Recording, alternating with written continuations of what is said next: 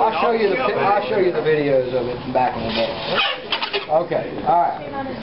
Now, some of you might have seen one of these ancient instruments. This is a monitor. It's one of my favorites. It's technical. You might have even heard of CRT, cathode ray tube. Why? Yeah. Nowadays this is old technology. Most monitors are flat screen using different technology, light emitting diodes and plasma. This goes back to the original sort of thing that J.J. Thomson used to discover the electron. If you take off this housing, you'll find that this is a vacuum tube, and it's not, of course, in the front here is the image that you see, but behind here is an electron gun, basically. Now, very quickly, the electron gun will scan and create an image. Perhaps some of you have taken video of a television, and when you look at the video, it appears these lines appear going down. I don't know if everyone's ever seen that. The video can sort of freeze them, but our eye doesn't see it. But it's very quickly scanning, and it creates an image. And the only image I have here, because I don't have it plugged into anything, is it says there's no input, or please check signal, whatever.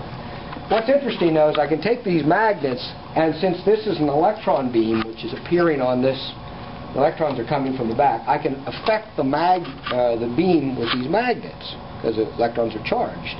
So you can see that you can. Are you a pirate? Arg. Yeah, arg. Does that ruin your computer though? I have a little story on that one. Okay. So you can see that the beam can get distorted, and you can also sort of expand. Those are the phosphors that are in there. You can see them. Are we looking at the atoms? No. You're just looking at some sort of magnification of the phosphors that are in this screen. I'll get it up there once more. It doesn't like you today. No, this is just... I can't even... I have one of these brand new. Had a garage sale. I paid like $100 for you know, a CRT like this. So I used it like 5 times. Brand new. Put $25 on it. Couldn't sell it. Went down to $5. Couldn't sell it. Put free on it. No one would take it. Because these things, nobody even wants these things anymore. But look, I can even go in the... This one isn't brand new. Let's talk about another one. I can go in the back here and mess with it too, see? I'm messing with it back. See?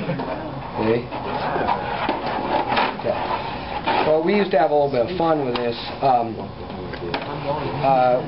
What we do is we'd strip all this housing off and get it down to the bare tube, and then break them. And when you break them, they're very thick wall glass on them. They're about that thick. When you break them, they implode. It's quite violent, actually. It's kind of nice. I have some video of it. We used to do that.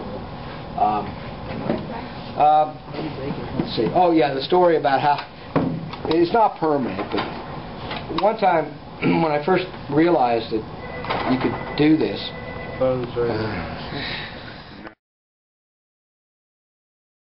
We used to have, when I first came to Central, we had a very large horseshoe magnet, you know, the shape, I think, and it was extremely powerful, much more powerful than these little guys. You could get close to a metal trash can and it would just like move it and grab a hold of it and suck it up. So, I took it home and I stuck it on my television to see if I could, you know, affect the beam, and it sure enough did. The whole beam went up and was like, everything was dark underneath except for this little strip. It's like, oh, that's cool, you know. And I took the magnet off and it stayed like that. And I'm like, it's like, life's coming. You know, so I turned it off and turned it back on, and it came back, thank goodness. But it definitely can affect the beam on that. Anyway, so that's just a little window into how J.J. Thomson sort of discovered the electron based on some of that stuff. Now what I have here, I'm going to do a little other demo for you because we're going to work with pennies next week. Pennies, U.S. pennies, okay, not New Zealand pennies. And now there is such thing as a New Zealand penny. New Zealand. And who's on our penny? Sure isn't Ernest Rutherford? All right, you're right. Okay, so good old honesty. This is an 02 penny. All right. Now I want you to know that they have changed the innards of the penny. And they don't tell anybody, but we can discover this. All right.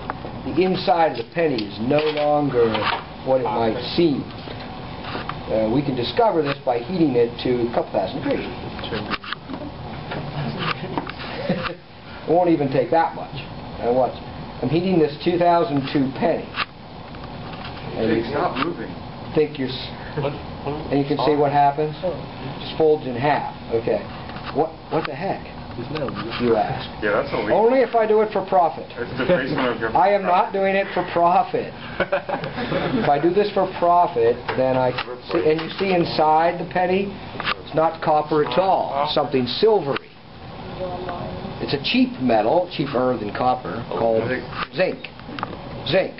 Because around 1982, it costs, and I have to find an older penny. Here's a 1960 something. Is that copper? Yeah, in 1982, copper prices became so great that much copper is worth more than a penny. So it doesn't make any sense to make coins that are worth more than their face value, if you saw what I'm saying. Yeah. So somebody could potentially melt down all their copper pennies and make money, or sell the copper for higher than it's worth. Which is like, you have to think about that for a second. How can you sell stuff for more than it's worth? Well, it's worth more than the face. So, but if you heat an old penny, it doesn't melt, because copper has a high melting point, much higher than zinc. It just gets really, really, really hot, and it gets red hot. And sometimes we see a little coloration in the flame. So you might notice it. I was hoping to see a little green coloration, but I didn't. Can you like All right, so let's just pass this one around. Just kidding.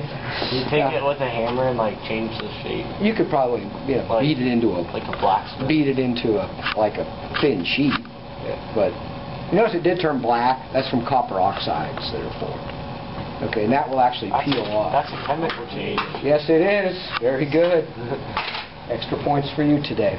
Okay, so anyway, you'll see that the weights of the pennies are also different. You'll see that next week as we Can I progress. touch this? That you can now touch. Yeah. That's just a piece of zinc. That's now. Zinc is good for your bloodstream. Well, yeah, you would want to eat that. Take that in a pill form. Oil. It's light. It's it's not really hot. He's just okay. Let's return.